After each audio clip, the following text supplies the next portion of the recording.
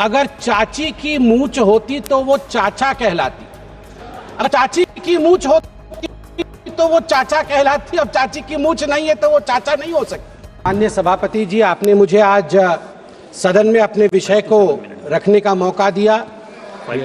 कल मैं सदन में मौजूद था और मैं नेता प्रतिपक्ष को सुन रहा था। नेता प्रतिपक्ष ने कहा कि अगर हम इंडी अलायंस की सरकार बनाते तो हमारा भाषण किस प्रकार का होता, उस भाषण के विषय में आज मैं संबोधन करूंगा। यहां सभी गणमान्य लोग बैठे हुए हैं, हिंदी समझते हैं और हिंदी में एक मुहावरा है, अगर चाची की मूंछ होती तो वो चाचा कहलाती। अगर चाची की मूंछ होती तो वो चाचा कहलाती। अब चाची की मूंछ नहीं है तो वो चाचा नहीं हो सकती। तो ये इंडी अलायंस की सरकार बनेगी और फिर वो भाषण लिखेंगे और वो भाषण में सुनाएंगे, यह मौका कभी आने वाला नहीं है। और वैसे सभापति महोदय, ये कोई बोल रहा है चाची 420, वैसे ये शब्द प्रयोग करना शायद प्रतिबंधित होगा, मगर सबसे महत्वपूर्ण विषय है कि ये इंडी अलायंस क्या है। अभी दिल्ली के चुनाव चल रहे हैं, कल दिल्ली का चुनाव है। अब इंडिया अलायंस को लेकर किस प्रकार की भ्रामक स्थिति बनी हुई है आप देखिए। नाम लेना मना है, इसलिए बिना नाम लिए ही मैं बता देता हूं। टी शर्ट और मफलर के बीच लड़ाई चल रही है। टी शर्ट भी इंडिया अलायंस में और मफलर भी इंडिया अलायंस में। और टी शर्ट ने भाषण दिया है, मैं भाषण को पढ़ के सुना रहा हूं। टी शर्ट ने कहा है, टी शर्ट हाँ उसी पे है, दिल्ली भी भारत में आता है। टी शर्ट ने कहा है, उन्होंने एक नई तरीके की राजनीति की बात की थी, माने मफलर ने, उन्होंने एक नई तरीके की राजनीति की बात की थी। खंबे पर चढ़ गए थे स्वेटर पहनकर, छोटी सी गाड़ी में आया था। कौन सी गाड़ी थी? एल्टो थी। तो किसी ने पीछे से कहा नहीं वैगनार। अच्छा वैगनार से आए थे और सीधे शीश महल में जाके पार्किंग हुई है उनकी, सीधे शीश महल में। सबसे बड़ा घोटाला शराब घोटाला किया है, ऐसा नेता प्रतिपक्ष ने आम आदमी पार्टी के लिए भरे सभा में कहा है। और मफलर भी पीछे नहीं हटे हैं, मफलर ने भी अटैक किया है। मफलर ने भी कहा है टी शर्ट को कि टी शर्ट और टी शर्ट के जीजा जी, ये दोनों नेशनल हेराल्ड केस में जेल के अंदर चक्की पीसने चाहिए। ये टी शर्ट और टी शर्ट के जीजा जी बाहर कैसे? मफलर ने कहा है। अब आप बताइए, अगर इंडिया अलायंस के अंदर ये आप इनके रिश्ते को चाइनीज नूडल्स, ये नूडल्स भी इतना कॉम्प्लिकेटेड नहीं है जितना इनके इंडिया अलायंस का रिश्ता कॉम्प्लिकेटेड है। ऐसे में ये सपना देख रहे हैं कि कभी इनकी सरकार बनेगी तो वो भाषण करेंगे। आज चीन के विषय में तो 34 बार चीन का नाम लिया गया। चीन में मैन्युफैक्चरिंग, चीन में प्रोडक्शन, सब कुछ बताया गया। आज मैं हकीकत रखना चाहता हूं। सभापति महोदय, अटल बिहारी वाजपेयी जी की सरकार, मैं कागजात लेके आया हूं मैन्युफैक्चरिंग का। चीन की मैन्युफैक्चरिंग की बढ़ाई कर रहे थे आदरणीय राहुल जी। 2004 में अटल बिहारी वाजपेयी जी के कार्यकाल में India China bilateral trade had set new record with a total trade touching $13.6 billion and India was enjoying a comfortable trade surplus of $1.75 billion। India का ट्रेड सरप्लस था। हम एक्सपोर्ट ज्यादा कर रहे थे, इंपोर्ट कम कर रहे थे, $1.7 बिलियन अधिक कमा रहे थे। मगर 2004 से 2014 तक 10 वर्षों में इनकी पार्टी ने ध्वस्त कर दिया उसे। 25 गुना जो डेफिसिट होता है, ट्रेड डेफिसिट, वो बढ़ा के रख दिया इंडिया और चाइना के बीच में। मैं आज सवाल पूछना चाहता हूं, यही करार हुआ था क्या? ये जो दोनों गए थे चीन में, MOU साइन हुआ था शी जिनपिंग के साथ, राहुल गांधी जी ने किया था क्या? यही करार किया था? आप बताइए। अब अनएम्प्लॉयमेंट के विषय में बातचीत हुई थी। अनएम्प्लॉयमेंट का रिकॉर्ड यहां मैं स्ट्रेट रखना चाहता हूं। RBI, KLEMS, capital labour energy material और सर्विसेज, इसके माध्यम से देश का एम्प्लॉयमेंट निर्धारित होता है। मैं आपको यहां आंकड़े दे दूं।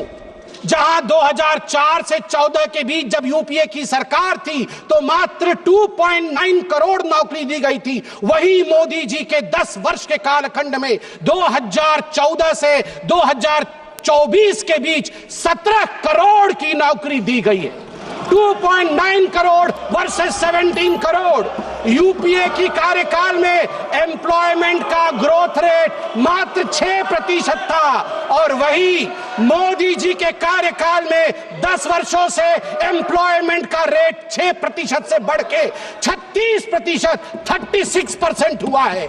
और कल राहुल गांधी बोल रहे थे कि यूपीए भी फेल हुई, एनडीए भी फेल हुई। अरे राहुल जी, यूपीए तो फेल हुई, आप फेल हुए मतलब यूपीए, वो आप जो है वो 8 तारीख को फेल होगी। आप तो फेल हुए ही हुए हैं, मगर हम डिस्टिंक्शन के साथ पास हुए हैं, डिस्टिंक्शन के साथ।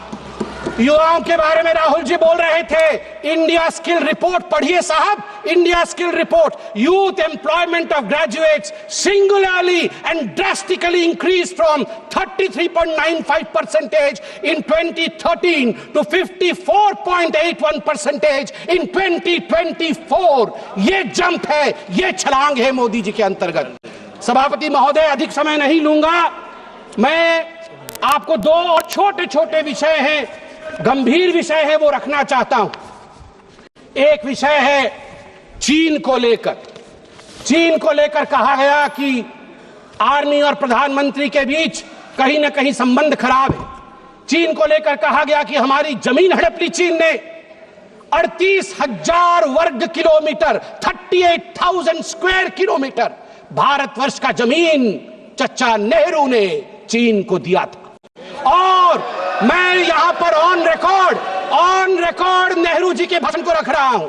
नेहरू जी ने भाषण देते हुए अक्षय चिन्ह पर जब अटैक हुआ था उनके ऊपर इसी पार्लियामेंट में, तो नेहरू जी ने क्या कहा था, ध्यान से सुनिए नेहरू जी ने क्या कहा था। Not a blade of grass grows there, not a blade of grass grows there, 17,000 feet high, uninhabitable, and we didn't even know where it is।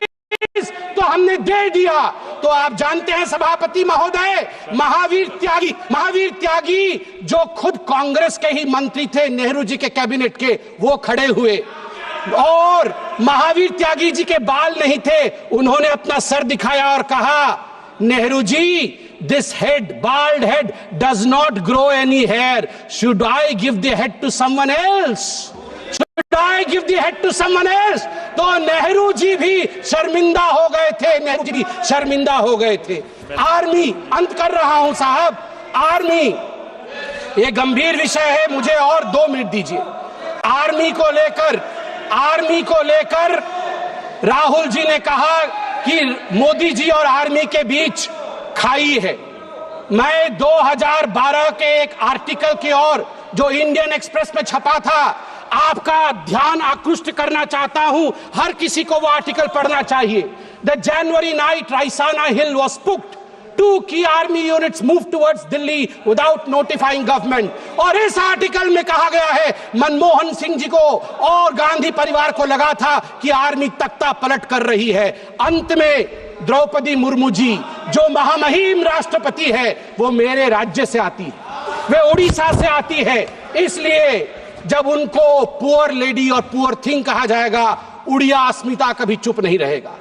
मैं बोलूंगा, ऐ जगदम्ब मदम्ब कदम्ब हवन प्रियवासिनी हासरते, शिखरि शिरोमणि तुंग हिमालय शृंग निजालय मध्य गते, मधु मधुरे मधु कैटभ भंजिनी रासरते, जय जय हे महिषासुर मर्दिनी रम्य कपर्दिनी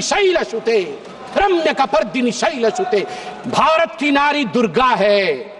और यहां शिव जी की बात राहुल जी करते हैं, आदि देव शिव है, आद्य शक्ति मां दुर्गा है। याद रखिए, हमारी राष्ट्रपति आदिवासी है, आदि काल से जिसके ऊपर जल, जमीन और इस पूरे जंगल का आशीर्वाद हो, उनको बेचारा कहना उचित नहीं है। और याद रखिए, जगन्नाथ जी की भूमि से आती है। द्रौपदी मुर्मू जी जगन्नाथ जी की भक्त है। और जगन्नाथ महाप्रभु जिसके पीछे खड़े हैं वो भक्त कभी बेचारा नहीं हो सकता है।